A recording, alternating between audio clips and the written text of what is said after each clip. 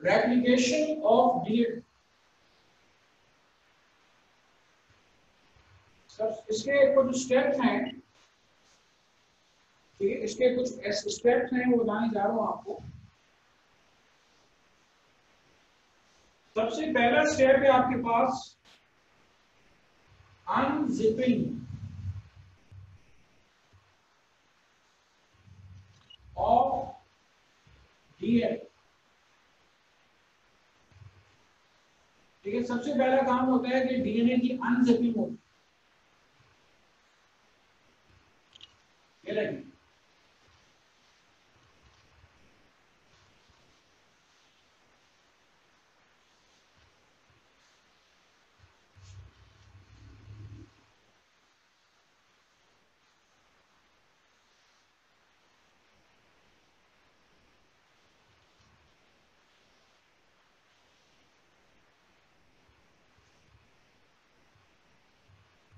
दरमियान में आपको पता है कि ये हाइड्रोजन बॉन्डिंग मौजूद होती है।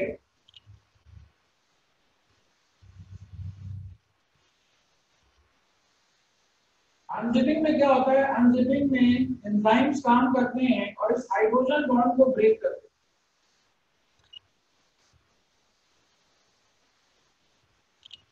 ठीक है। डीएनए के अंदर ये जो हाइड्रोजन बॉन्डिंग आपको नजर आ रही है, इस हाइड्रोजन बॉन्डिंग को ब्रेक करते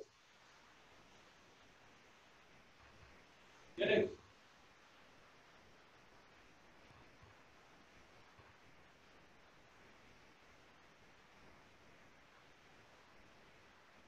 ये देखिए, ये डीएनए के सारे हाइड्रोजन बॉन्ड्स ब्रेक हो जाते हैं और डीएनए खुलता है, पता है किस तरीके से, जिस तरह एक जिप खुलती है,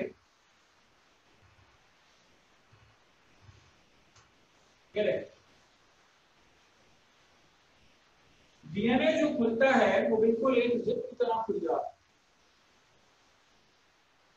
So first of all, there is unzipping of DNA.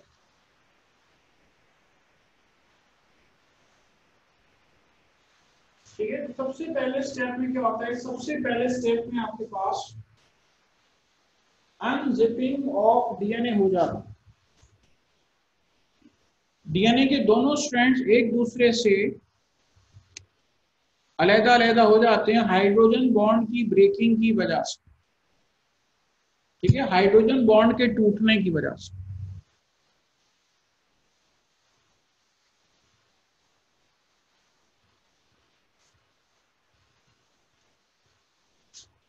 ये एडेनिन है, ये थाइमिन है, ये थाइमिन है, एडेनिन है, ये गुआनिन है, तो ये साइटोसिन है, ये साइटोसिन है, तो ये गुआनिन। इसके बाद आइए दूसरा स्टेप है आपके पास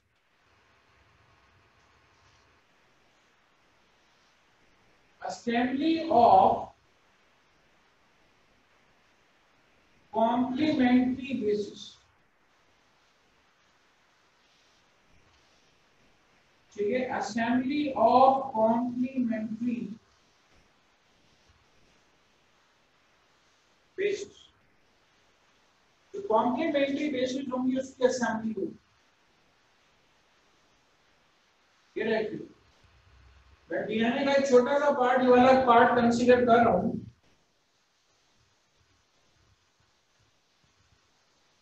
ये डीएनए के दो धागे एक दूसरे के आमने सामने आ गए, यानी कि आपके पास ये क्या हुआ, ये खुल गए।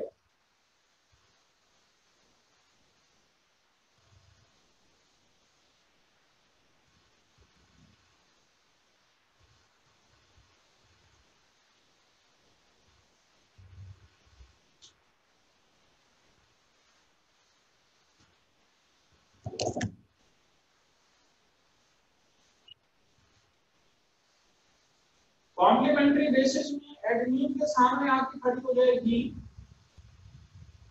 थाइमिन, थाइमिन के सामने आके खड़ी हो जाएगी एडेनिन, गुआनिन के सामने आ जाएगी साइटोसिन, साइटोसिन के सामने आ जाएगी गुआनिन।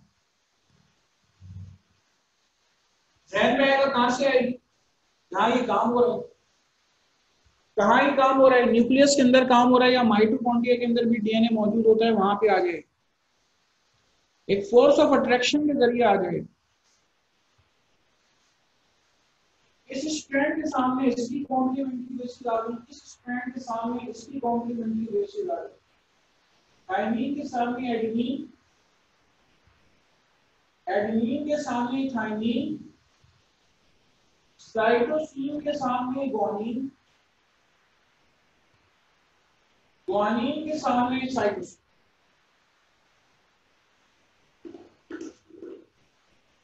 ठीक है, तो कॉम्प्लीमेंट्री बेसिस उसके सामने जो है वो आके असेंबल हुई।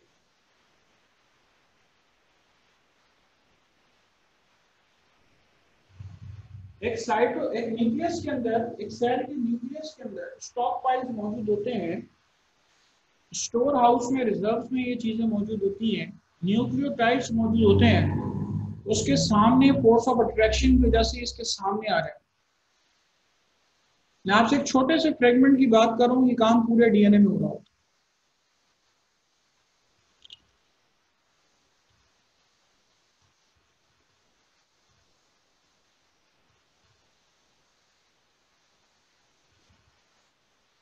करें, नोट करें इतना।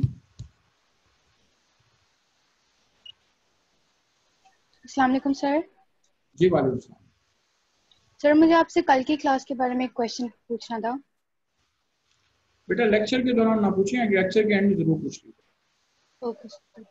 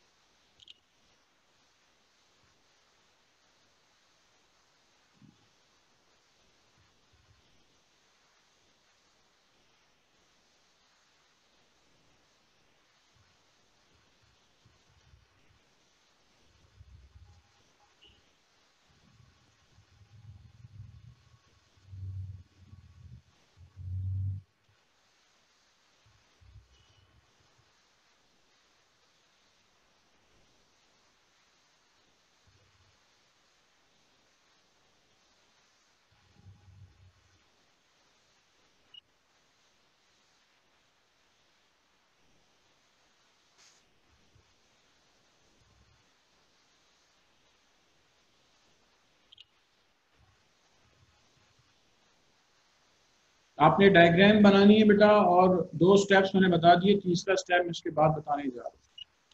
आप डायग्राम बनाएंगे एप्लीकेशन ऑफ डीएनए के, आप सारे के सारे।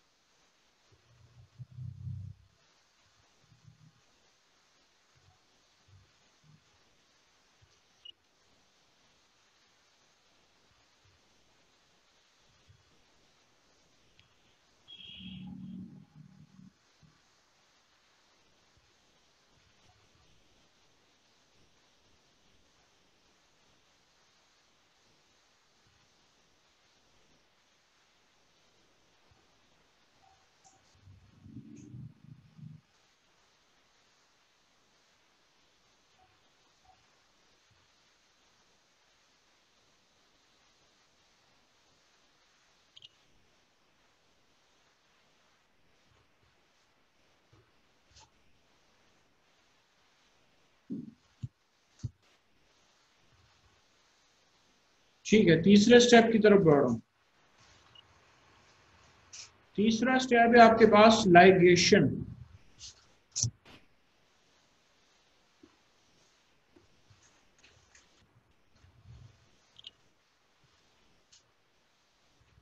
यहां बता दूं आप, तीसरा स्टेप है आपके पास लाइगेशन। लाइगेशन में क्या होगा, आप गौर से देखिएगा। एंजाइम काम करेगा डीएनए लाइगेज, ठीक है, और क्या करेगा, इनके बॉन्ड्स को आपस में जोड़ देगा। यहाँ दो तरह के बॉन्ड्स कल आप पढ़ चुके हैं, एक होते हैं फॉस्फोडाइएस्टर बॉन्ड और दूसरा जो बॉन्ड है आपके पास वो है हाइड्रोजन बॉन्ड, ठीक है, हाइड्रोजन बॉन्डिंग, और दूसरा आपके पास फॉस्फोडाइएस्टर बॉन्ड। जब वो काम करेंगे तो काम करने पर क्या होगा, काम करने पे आपके पास यहाँ पे डीएनए की दो कॉपीज बनकर तैयार हो जाएगी।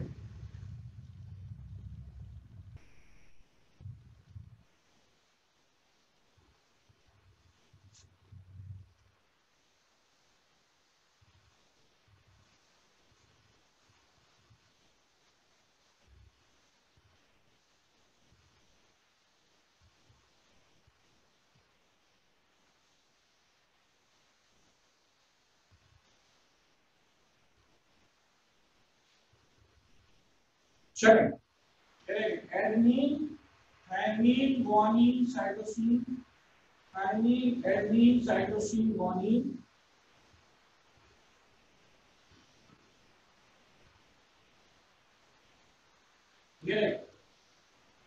ये दो डीएनए तैयार हो। पहले एक डीएनए था, ये दो डीएनए तैयार हो, ठीक है, डीएनए की दो कॉपीज बन के तैयार हो। रेप्लिका कहते हैं बेटा फोटोकॉपी। इस तरह से क्या हुआ, इस तरह से डीएनए की दो फोटोकॉपीज तैयार हो, ठीक है, इस तरह से डीएनए की दो फोटोकॉपीज बेटा तैयार हो।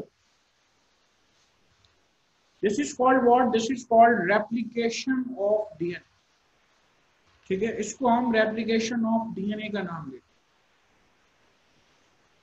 इसको हम रेप्लिकेशन ऑफ डीएनए कहते हैं। या इसका एक और नाम है, इसे कहते हैं semi conservative, semi conservative replication of, semi conservative replication of DNA, ठीक है, इसको हम semi conservative replication of DNA भी कहते हैं। सेमी कंजर्वेटिव का क्या मतलब है, सेमी कंजर्वेटिव, सेमी कहते हैं आधे को।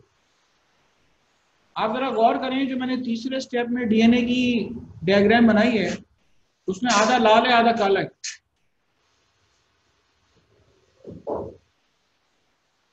आधा लाल है आधा काला इंडिकेट क्या कर रहा है कि आधा पुराना डीएनए मौजूद है, आधा नया डीएनए मौजूद, ठीक है, आधा पुराना डीएनए मौजूद है, आधा नया डीएनए मौजूद,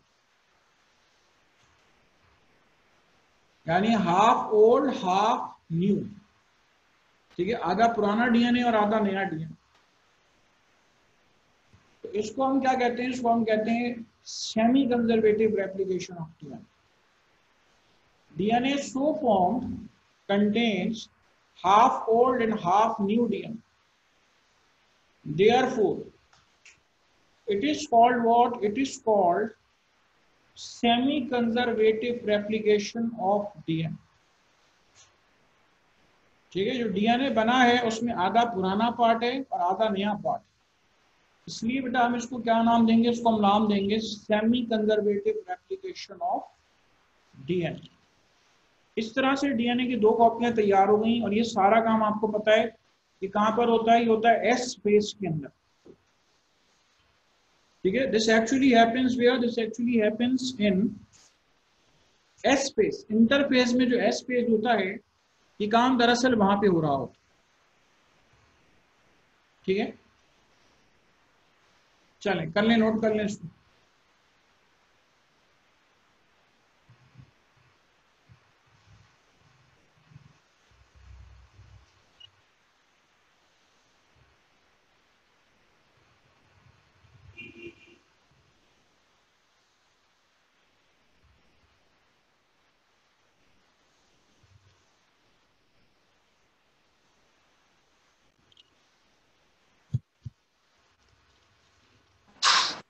सर आपने थर्ड पार्ट में एंजाइम का नाम क्या बताया? Ligase, LIGASE, ligase. Okay sir. ये DNA लाइगेज है और ये बिलोंग करता है DNA पॉलीमरेज के। पॉलीमरेज जो होता है वो आप उसमें बहुत सारे एंजाइम शामिल है, उसकी एक टाइप है DNA लाइगेज।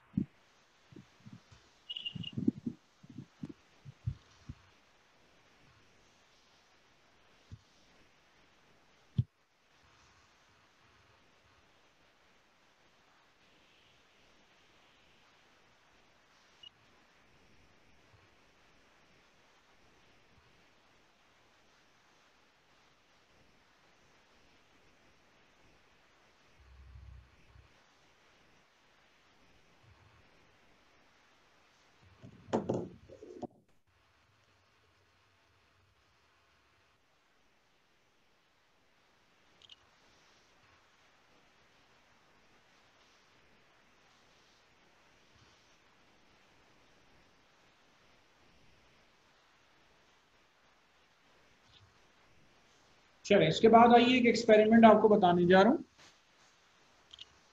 एक्सपेरिमेंट क्या कहता है? एक्सपेरिमेंट आपने प्रूव करना है कि there is the semi conservative replication of DNA। यानी एक्सपेरिमेंट में आपके पास क्या प्रूव करेंगे? पहले साइंटिस्ट का कहना ये था कि जो नया DNA बनता है वो बिल्कुल नया है, जो पुराना होता है वो बिल्कुल पुराना है। बहरहाल ये बहस छिड़ी, तो आखिरकार और भी तरीकों से इसको प्रूफ किया गया कि नहीं, जिस तरह सेमी कंजर्वेटिव वाली बात समझाई गई है वैसे ही होता है। तो बहरहाल एक एक्सपेरिमेंट भी मंजर आम पे आया जिसके जरिए ये प्रूफ किया गया कि वाकई में रेप्लिकेशन ऑफ DNA जो है वो सेमी कंजर्वेटिव होती है। ठीक है, तो आपको बताने जा रहा हूं semi conservative experiment for the semi conservative replication of DNA। इसका नाम क्या है? इसका नाम है मिचेल्सन-स्टाहल एक्सपेरिमेंट। ठीक है,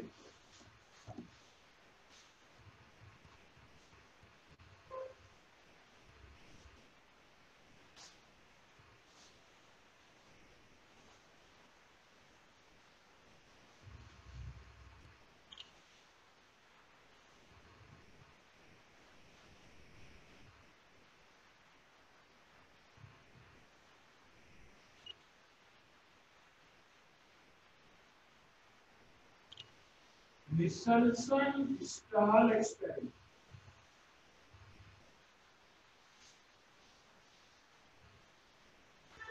तो इस बात को प्रूफ करने में मदद देगा कि रेप्लिकेशन ऑफ DNA कंजर्वेटिव होती है या सेमी कंजर्वेटिव।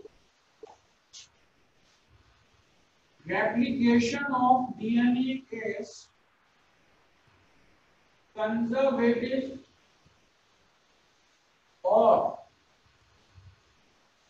और सेमी कंजर्वेटिव। DNA की रेप्लिकेशन कंजर्वेटिव है कि सेमी कंजर्वेटिव है? ठीक है,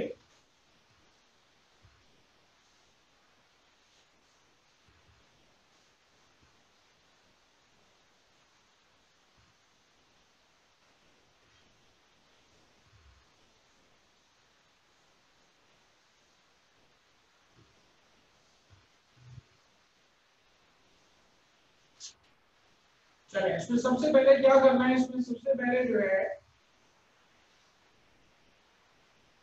कि आपने नॉर्मल बैक्टीरिया ले ली है और इसको आपने कल्चर मीडियम के अंदर डाल दिया। ठीक है, this is the culture medium. इस कल्चर मीडियम की खास बात क्या है? इस कल्चर मीडियम की खास बात यह है, इस कल्चर मीडियम में नाइट्रोजन 15 मौजूद है। नाइट्रोजन 15 से मुराद है रेडियो आइसोटोपिक नाइट्रोजन। ठीक है, नाइट्रोजन 15 से मुराद है radio isotopic nitrogen. Normal nitrogen 14 होता है ये जो नाइट्रोजन है बेटा, ये आपके पास है रेडियो आइसोटोपिक नाइट्रोजन। बहुत गौर से सुनिएगा, वरना आप पिछले वाले जो एक्सपेरिमेंट है उससे मिक्सअप कर देंगे। कल्चर मीडियम में डाला और मेरे अल्फाजों को गौर से सुन लें, एक दफा नहीं, दो दफा नहीं, हजारों बार डिवाइड कराया। जब हजारों बार डिवाइड कराया, जब हजारों बार डिवाइड कराया, तो अब जो उसका डीएनए मौजूद है, वो अब उसके अंदर डीएनए मौजूद है नाइट्रोजन 15। ठीक है, अब जो डीएनए मौजूद है वो दरअसल मौजूद है नाइट्रोजन 15 वाला डीएनए। आपको पता है डीएनए के अंदर नाइट्रोजनस बेसिस होती है, नॉर्मल डीएनए के अंदर नाइट्रोजन 14 वाली नाइट्रोजनस बेसिस होती है। यहाँ पे जो नाइट्रोजनस बेसिस आपको मिलेंगी वो आपको मिलेंगी नाइट्रोजन 15, अब रिप्लेस हो गई नाइट्रोजन 15। ठीक है, so here is what, here is actually nitrogen 15 containing DNA now. अब उसके अंदर रेडियो आइसोटोपिक नाइट्रोजन मौजूद।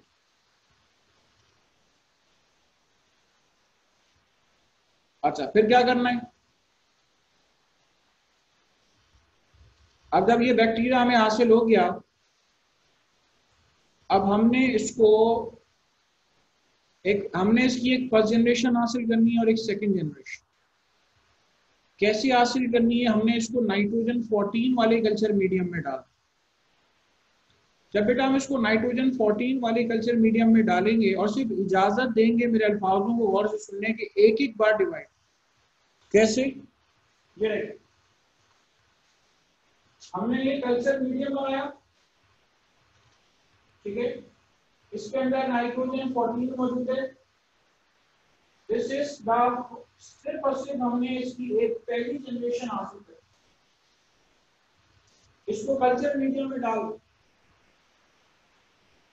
और सिर्फ एक बार आपने डिवाइड करने की इजाजत दी। जब आपने इसको इसके अंदर डाला, एक बार डिवाइड कराया, सिर्फ आपने इसको एक बार डिवाइड कराया, तो देखें आपको जो बैक्टीरिया मिले वो आपके पास ये वाले bacteria,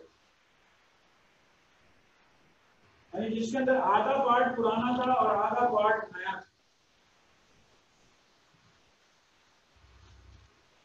which contains half old part। ठीक है, इसमें आधा पार्ट पुराना था और आधा पार्ट नया था। और अब सेकंड जनरेशन हमें हासिल करनी है। सेकंड जनरेशन हासिल करने के लिए हमने इसको एक को डाल दिया कल्चर मीडियम में। अगेन आपने नाइट्रोजन 14 में डाला है, पहले भी नाइट्रोजन 14 था, यहाँ भी नाइट्रोजन 14 है। फर्स्ट जनरेशन हासिल करने के लिए भी नाइट्रोजन 14 था, अभी भी आपके पास नाइट्रोजन 14 है। अब आप देखें, आपने इस कल्चर मीडियम में इसको डाला, आपको दो तरह के बैक्टीरिया मिल रहे हैं।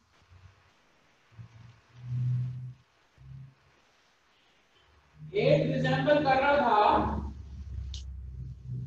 ये फर्स्ट जनरेशन वाले से, और दूसरा रिजेंबल कर रहा था जो आपने शुरू में लिया बैक्टीरिया।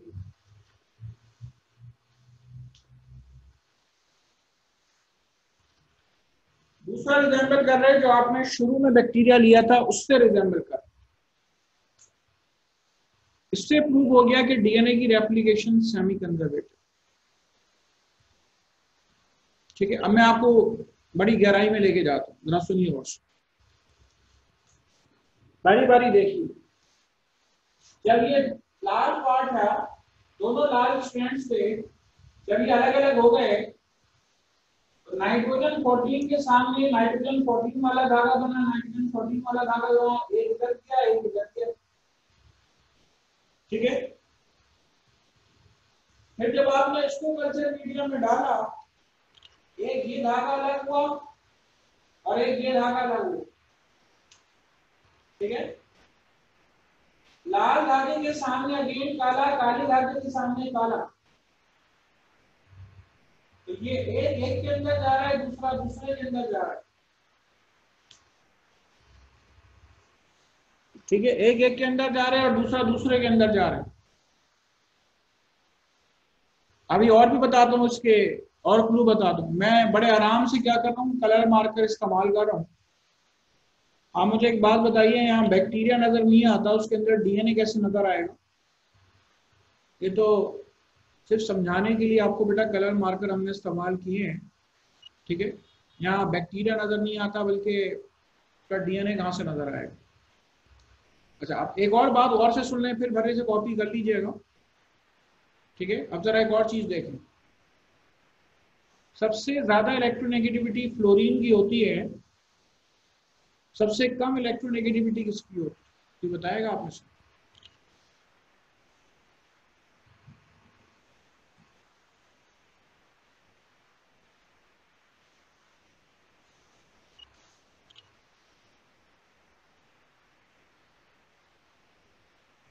सबसे कम इलेक्ट्रोनेगेटिविटी किसकी होती है?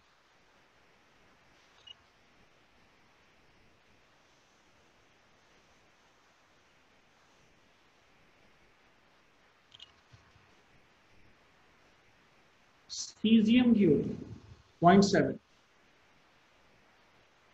ठीक है, सीजियम एलिमेंट है, ग्रुप 1 का एलिमेंट है। आपने नाम सुना होगा, hydrogen, lithium, sodium, potassium, rubidium, caesium, francium. Caesium जो है उसकी इलेक्ट्रोनेगेटिविटी सबसे कम है। बताना क्या चाहता हूँ, बताना ही चाहता हूँ कि आपने क्या करना है, आपने सीजियम क्लोराइड जो है वो डेंसिटी को डिस्टिंग्विश करने में इस्तेमाल होता है। ये देखें, ये 4 टेस्ट ट्यूब हैं। ठीक है, ये 4 टेस्ट ट्यूब हैं और इन 4 टेस्ट ट्यूब में क्या मौजूद है? इन 4 टेस्ट ट्यूब के अंदर सीजियम क्लोराइड मौजूद। आपने पहले बैक्टीरिया का डीएनए इसके अंदर डाला, ये ऊपर तैरता रहा, ये देखिए ये ऊपर तैरता रहा। आपने ये वाले बैक्टीरिया का डीएनए इसके अंदर डाला, ये डूब गया, नीचे चला गया। क्या डाला? डीएनए डाला। जब आपने ये फर्स्ट जनरेशन के बैक्टीरिया का डीएनए डाला तो ये दरमियान में रहा, ये दरमियान में रहा।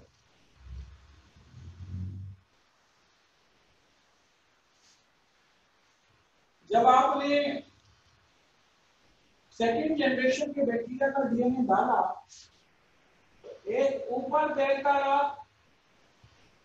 और एक दरमियान में तैरता रहा।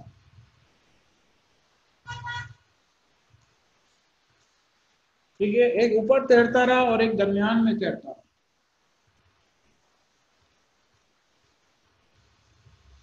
So what this is showing, this is showing the replication of DNA is semi-conservative। ये क्या शो कर रहा है? ये शो कर रहा है कि डीएनए की जो रेप्लिकेशन होती है वो दरअसल होती है सेमी कंजर्वेटिव रेप्लिकेशन। कोई भी आपसे पूछे कि सेमी कंजर्वेटिव का मतलब क्या है, आप बताएंगे हाफ ओल्ड हाफ न्यू, यानी जिसमें आधा पार्ट पुराना हो और आधा पार्ट नया मौजूद। ठीक है, आधा पार्ट पुराना हो और आधा पार्ट नया मौजूद हो, उसको कहते हैं हम सेमी कंजर्वेटिव। ठीक है, करें, इतना नोट करें जरूर अपने पास।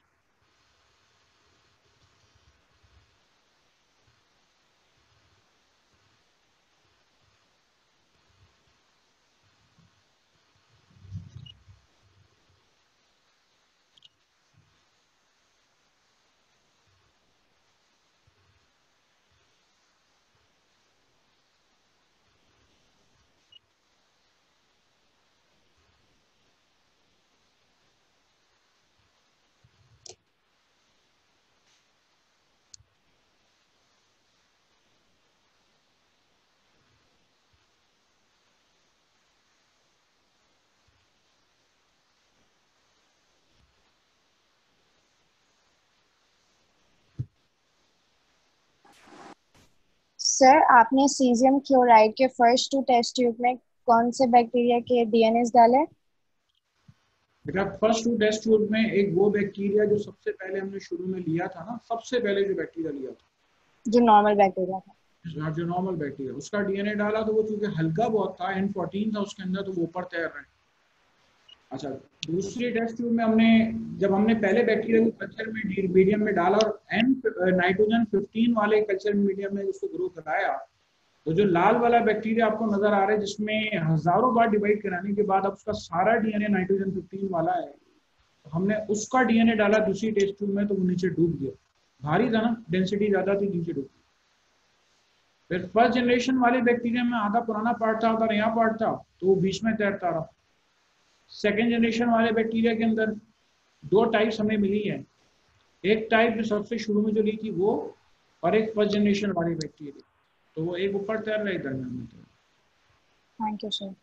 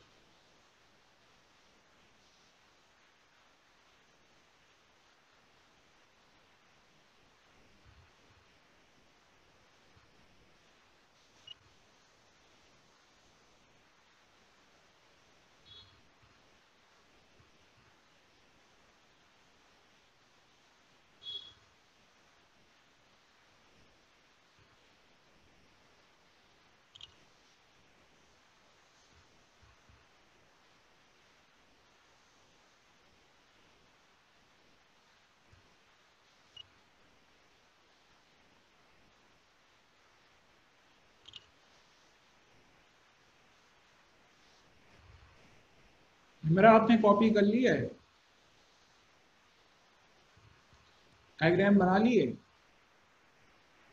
मुझे आपका हाथ चलता हुआ नजर नहीं आ रहा है, इसलिए आपसे मैंने कहा कि पूछ लूं। कलर डायग्राम बनाओ जरा जल्दी से इसकी।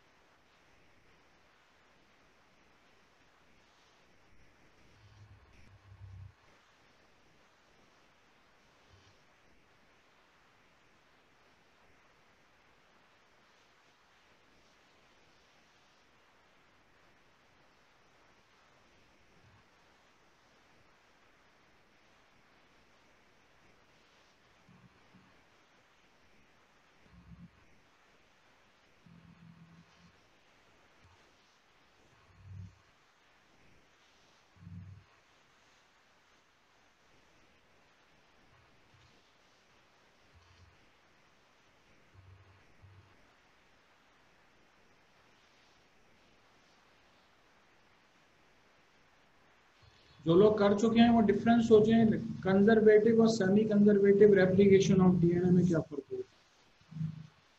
ऐसे क्लास का टाइम खत्म हो रहा है, लेकिन बहरहाल सोचा जा सकता है। जो लोग कर चुके हैं कंजर्वेटिव रेप्लिकेशन में और सेमी कंजर्वेटिव, दुनिया में कहीं कंजर्वेटिव रेप्लिकेशन होती नहीं है, लेकिन साइंटिस्ट शुरू में खदशात का शिकार थे कि शायद कंजर्वेटिव रेप्लिकेशन कुछ होती है। बहरहाल हमारी बात इंशाल्लाह यहीं से शुरू होगी नेक्स्ट क्लास में। आप सबको ये डायग्राम बनानी थी, जितने एक्सपेरिमेंट्स हैं वो डायग्राम बनी हुए हों, ठीक है, सबको ये डायग्राम बनानी थी, जरूरी थी।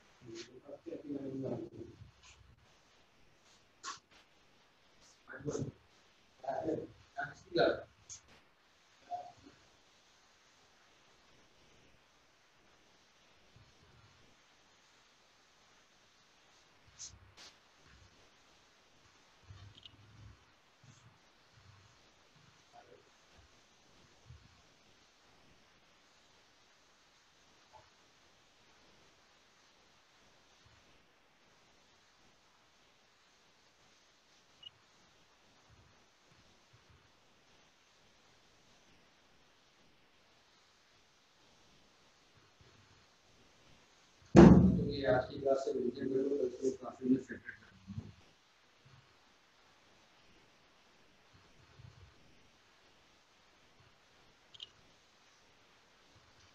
ओके क्लास तुम बता दो। सो बेसिकली हमने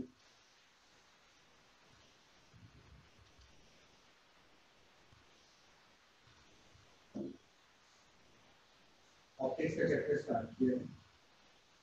ऑप्टिक्स के चैप्टर में हमने पहली जो शुरू करी तो फिर trapezoidal theory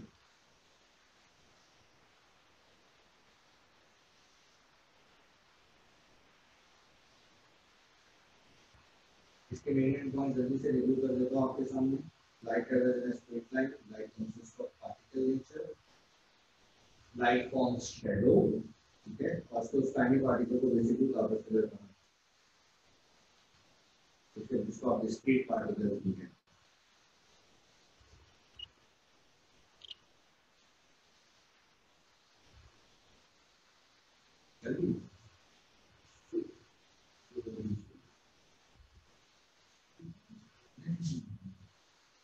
Wait a second, students.